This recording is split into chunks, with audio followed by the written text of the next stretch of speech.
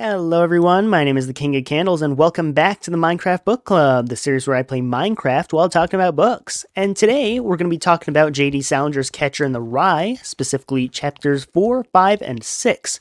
And while we do that, we're going to be building a butcher or a barbecue. We're going to put a little building here as well as some little smoke huts around the area. And if you didn't notice, I changed my skin up a bit, so we've got a green shirt, some gray pants, and I made the eyes a little bigger, a little more ghoulish if you ask me. I think it makes me look a little bit more like a jack-o'-lantern than the old skin. And I've gone ahead and prepared some of our building blocks for today, so let's just jump right into it. So the chapter begins with Holden and Stradlater, who is his roommate, in the shower, and Stradlater is sitting there shaving while Holden is just sitting on a stool next to him talking with him. And as this is going on, Stradlater asks Holden for a little favor, which is completing his English paper. Then Holden kind of complains in his head about how hotshots like Stradlater always ask for a favor. Holden agrees to write this English paper for Stradlater, and then he does a little tap dancing in the shower and then decides to tackle Stradlater while he's shaving. So then Stradlater mentions that he's going on a date with like some girl, and Holden asks for the name, and it turns out to be this girl named Jane Gallagher, which is one of Holden's childhood friends. And now Holden's all excited about this date because he remembers Jane Gallagher. He provides a little bit of context to us as the reader, talking about how Jane had a rough childhood. And he seems kind of upset by the fact that Stradlater doesn't seem to care about Jane at all. He keeps calling her Jean by accident instead of Jane.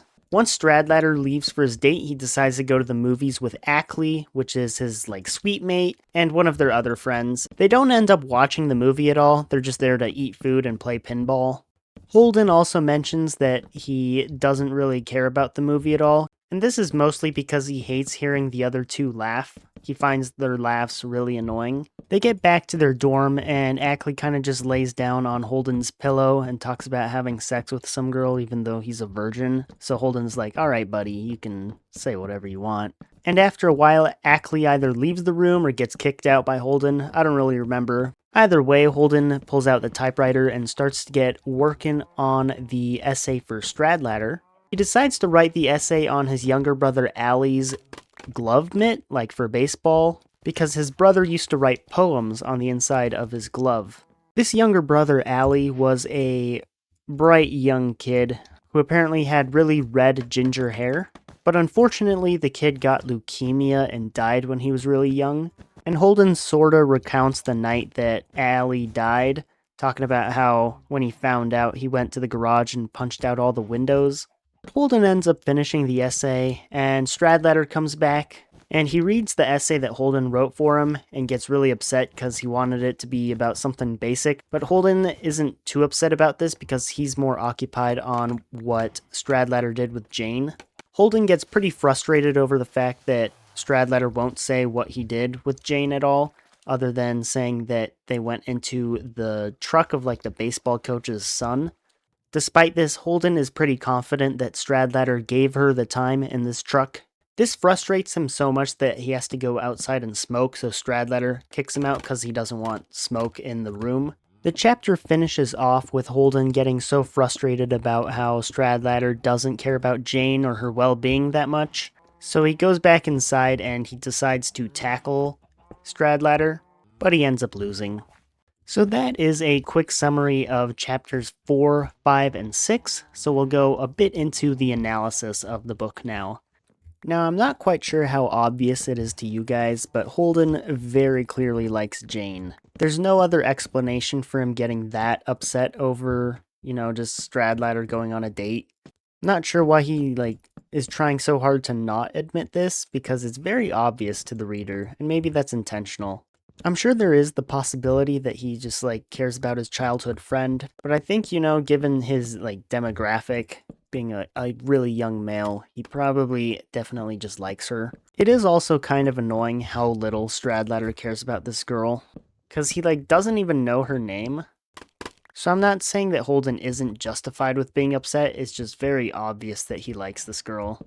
Because he's also really upset with Stradlater for not asking Jane about Holden at all. He has this whole thing that he talks about of Jane always putting her kings in the back row when she plays checkers, which I guess they got to do a lot. But at the same time, Jane was also in the lobby of the dorm, I think, and he did not go say hi to her. So, I don't know, it's just a weird situation with Jane in general. Okay, little side tangent. This is always super annoying for me. Like, I come up with a palette in creative mode. I built this in creative mode and it looked fine. I used this like exact same texture. Looks perfect. But I do it here and it just looks really odd. And I don't know why. It's really just upsetting because this looks really good to me. But then doing a similar texture here just looks bad. Maybe I need more jungle logs. Like that kind of helps, but it still looks really weird and I don't know. I'm just not good at texturing right now. But that's the point of the series, is for me to get better at building, right? Because if I build 3 of these houses every week, then I gotta get good at it. I might have to actually sit down and practice building at some point if I want to get better. Because I thought building houses like these would help me a bit. But honestly, I think I'm at the same level as when I first started the series. So we may have to try something a little different there. I guess there's just something about texturing that I cannot fathom or understand. Or maybe I gotta watch like a texturing tutorial. Although I will say I think there's too many jungles planks here. Yeah, I don't know. There's just something weird here that I cannot fix. But I don't know. Maybe it looks better than that. Who knows? It's kind of a gross looking building, I will admit. So I slept on this project overnight and I think I figured it out. It came to me in a dream.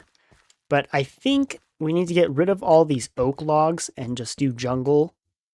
I think the oak log is a bit too bright for this palette, for the jungle and the jungle planks. So we're going to do that. And I think we're going to try and get rid of most of the oak planks that I, just placed. And we're going to fill it in with jungle wood, because I think that will be a better texture overall.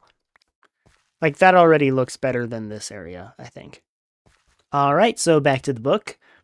I think all I have left to talk about this segment is just some critiques about Holden in general.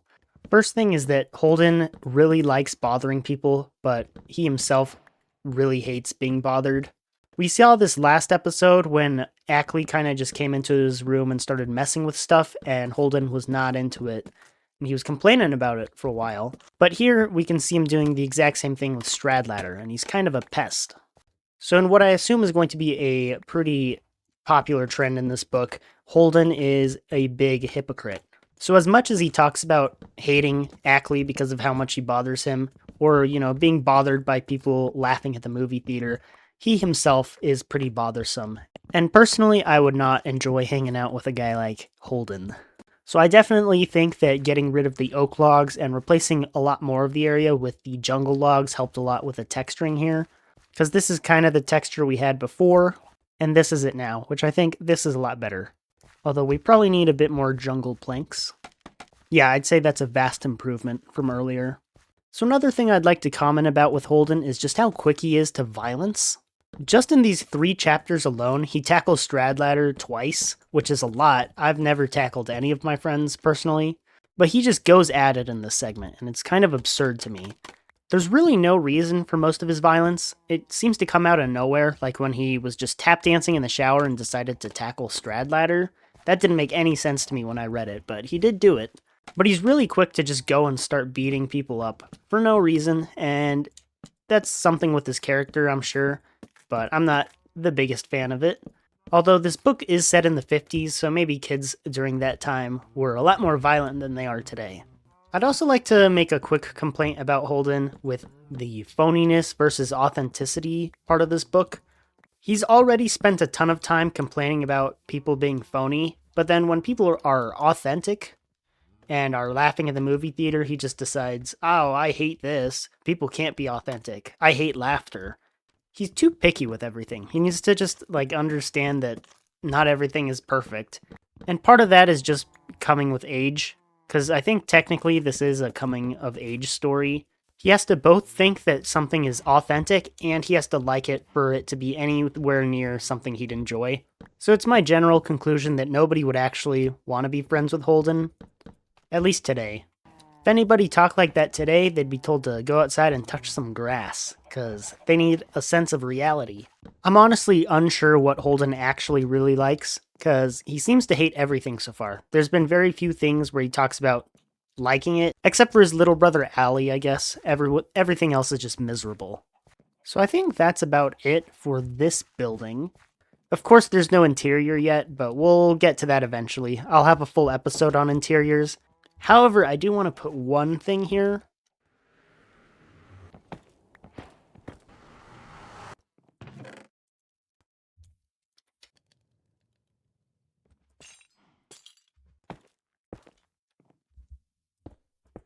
So yeah, I think that looks like some pieces of meat hanging in the window.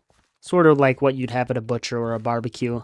Speaking of which, we gotta make ourselves a little area for our meat to be harvested for our butcher. Yeah, the last point I want to make about Holden is the fact that he was more upset about Stradlater not caring for Jane than he was Stradlater not liking his paper. So he writes the paper about his dead little brother and the poems the kid used to write. And then Stradlater's just like, nah man, I can't use this. And Holden's just chill with it. I think that's horrible. So he's perfectly fine with Stradlater not liking the paper, but when it comes to Stradlater just not asking Jane about the kings and checkers, he loses it. And then he, tackles Stradlater. He's just really obsessed with Jane, and it's at the expense of his little brother in this case, and I think that's pretty bad. So I believe that's everything I really have to talk about for this segment. There wasn't too much that went on in this segment. Next episode, we'll be discussing chapters 7, 8, and 9 of the book, so if you're following along, be sure to read those. I feel like it's been a while since I've ran out of things to talk about in a book, but here we are. We're basically going to put one of those mob grinding things in here, where they get entity crammed and die. And I just have the campfires there for a little effect, so it looks like a smokehouse inside here. Let's go and grab our mobs, shall we? Just need 2 chickens to come out. Perfect. You guys are gonna follow me. Hello? Do you guys like seeds at all still? There we go. Put a fence post there, and some water, and they'll be floating like that, and they cannot get out. And we just gotta breed these guys a bunch until there's 24 mobs in here, and the 25th one will just die instantly. Let's go ahead and get some pork next. Wonderful. Pigs are in. Uh-oh. There we go. That wasn't too bad. However, before we get too far ahead of ourselves, I want to do at least a little interior decoration. I'm going to put the smokers in here, which will be the villager workstation for our butcher. But I'm going to put their beds and stuff up there, so they have to wake up and go to a different building to work. I think that'll be a cool little feature. Hopefully we are quick enough. Let's see. Perfect.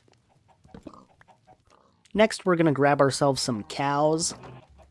Come on, man. You got to get through here, man. It's not that hard. Beautiful. We can breed these guys.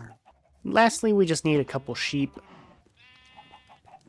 See, the sheep can walk through doors, apparently. They're perfectly fine with it. And just like that, we have all 4 meats in Minecraft. Right here. I guess not all 4. There are rabbits, but I'm not smoking rabbit. I guess there's also fish, but that's all beside the point. I do want to add a little chimney on the side here, but before we do that, I think I want 4 villagers in here. This way we can just have a villager for each meat. Man, I love villagers. Villagers are my favorite thing in the game, honestly. I love them so much. They're so fun. I've never had any issues with villagers ever. Go in. It's alright. No, no, no. Beautiful. Oh, I do definitely need that minecart, though. Okay, we got our second guy now. I honestly don't know if we need to grab a 3rd baby villager. I think we just grab the 2 other villagers that I've been using for breeding. Because this is a lot closer to any of the buildings anyway. Oh my gosh. Come. Get in the cart. What? Will this pick him up? Oh, that works apparently. That's absurd. Here's the last guy. Super easy. Thank goodness. And they're all here together. Look at that. Woohoo! So this thing's completely useless now, and we can get rid of it. I hated looking at this all the time. So it's finally gone. I have no idea why these guys are not sleeping. They definitely should. Come on, make a disc, make a disc. Come on, come on, come on. Make a disc, dude, come on. Nope. Ah. Yes! Ha ha ha, a disc. We got one. Thank you, Mr. Skeleton. Oh yeah, blocks. That's what we building with today, boys. Oh, I don't know what was wrong. I guess they're fine sleeping there now. Why are my sounds all weird? I think it's because there's so many guys in here, right? That'd be my guess. Can I breed you guys again? Wonderful. So while we breed more animals and get these villagers grown up, although I think they're all grown up now, let's go ahead and build a chimney here on the back. I think the smoker's technically here, so we'll do a little shape like that. Oh, I need slabs and stuff. A slab there, slab there. Of course, I don't have scaffolding. We can texture this a bit better. Some stone there. Wonderful. Hello, excuse me? Thank you. Gotta chop this down a bit.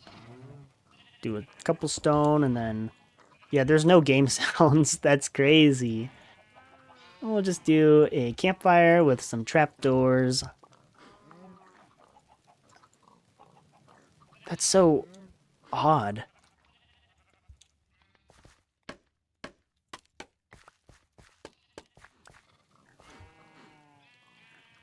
I wonder what happens if we turn friendly creatures completely off. Oh, then we're fine. I might keep that off, honestly, because that's a little jarring. Now that's a proper chimney. So this should look like a little smokehouse. I know it's weird that the entrance is over here, but I kind of like it like this. Okay, not gonna lie, it's really weird without the animal sounds, so I don't think it'll affect us too much if we keep it at like 10%. We can hear stuff, but none of our blocks, which kind of sucks. But, you know, it is what it is. It's only a problem around this area. Like, I think if I stand here, it's fine. But not there. Interesting.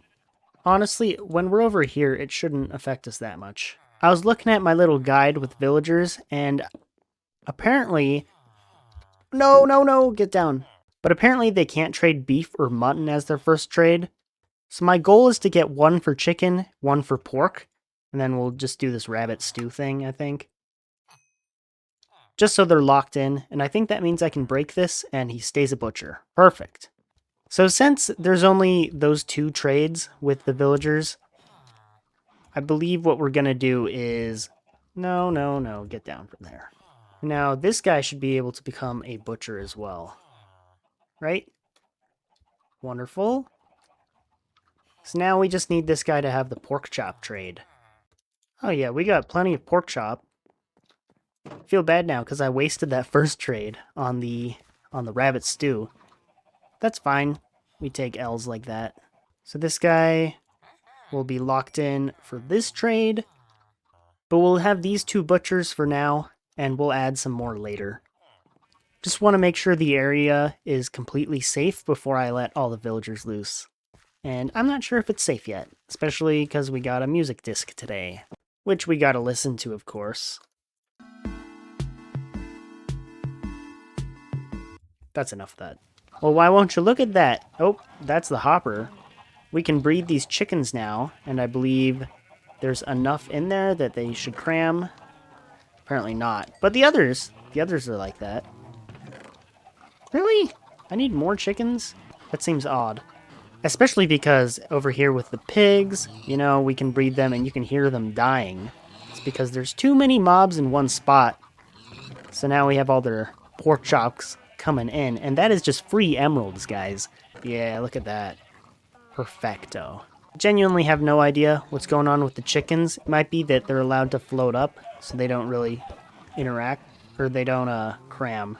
If they don't start cramming eventually, I'll probably just kill them all. But yeah, that's going to do it for today's episode. Thank you all for watching. Remember, next episode is going to be chapters 7, 8, and 9 for Catcher in the Rye. So if you're following along, be sure to read those.